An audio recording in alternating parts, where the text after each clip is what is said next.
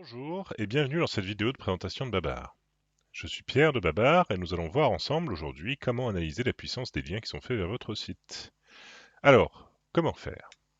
Tout d'abord, j'arrive sur cette overview de Babar et je vais pouvoir aller directement récupérer les backlinks URL by URL en cliquant sur ce lien ici ou alors en cliquant ici dans l'entrée netlinking par URL et j'arrive du coup sur cet onglet Backlinks by URL.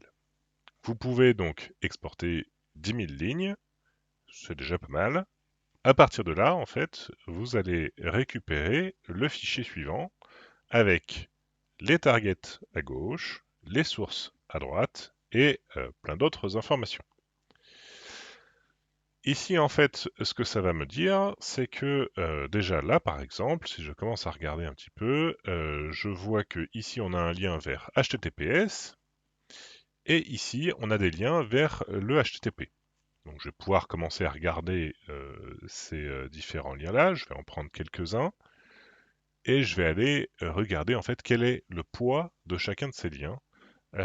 Du coup, qu'est-ce que je récupère en fait avec chacun de ces liens. Donc, je peux rentrer du coup dans l'onglet Netlinking et cliquer sur Force induite quand je suis du coup en vue host.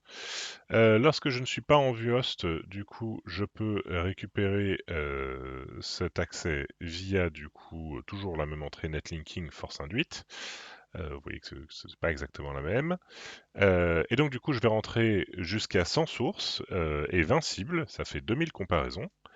Et donc du coup, on peut regarder, donc là on a Tetelita, Ofono, etc. Bon, ça nous en fait quand même quelques-uns.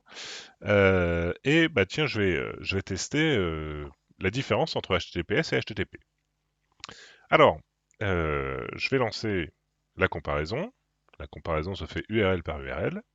Vous pouvez le voir, donc du coup ici, Tetelita a une force induite de 40 lorsque on envoie le lien directement vers la home en HTTPS de recettes américaines.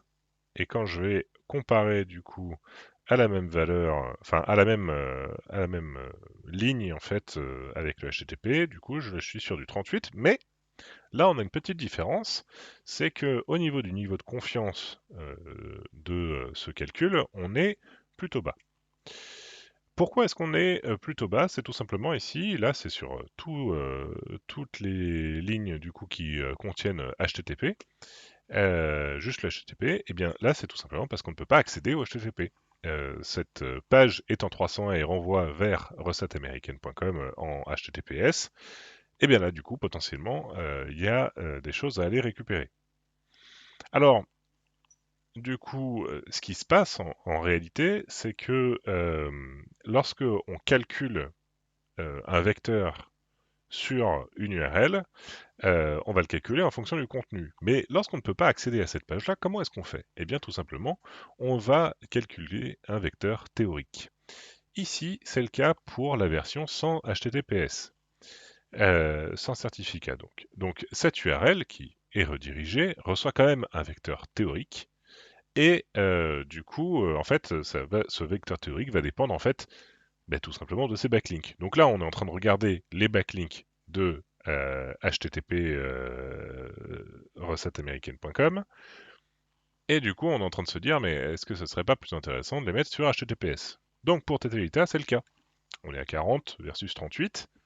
Déjà, on peut voir que en fait, Tetelita est une page qui va nous apporter, la home de Tetelita va nous apporter plus de force qu'elle n'en apporterait théoriquement, du coup, à HTTP. Alors, ça veut également dire une chose, c'est que par rapport au calcul théorique, par rapport du coup à l'intégralité des liens qui sont faits vers la version HTTP, Tetelita est également un peu éloigné en fait de cette proximité théorique. C'est-à-dire que là, du coup, on peut se dire que Tetelita Blogspot n'a peut-être pas exactement le même sujet que la majorité en fait des backlinks qui sont faits vers recetteaméricaine.com sans certificat. Donc voilà, ça fait partie en fait des choses, des informations en fait que ça peut vous donner.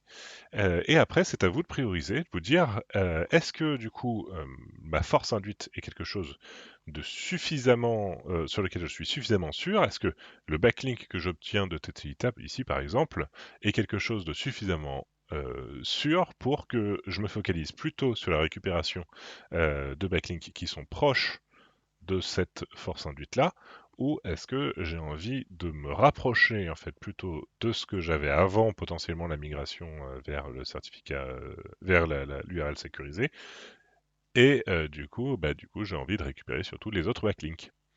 Puisque là, en gros, si vous comparez un petit peu, donc on était à 40 pour TTData, 38 ici, ce n'est pas le cas pour la suivante. Entrée au fourneau est à 20 en HTTPS et 24 ici. Voilà.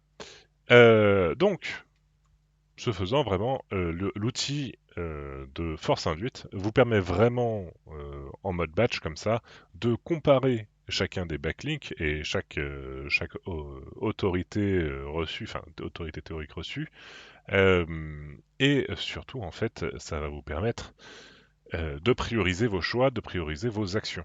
Alors, attention, euh, donc là, en l'occurrence, ça marche parce que on connaît les pages sources et les pages cibles, et donc du coup, on a un niveau de confiance assez fort. Voilà.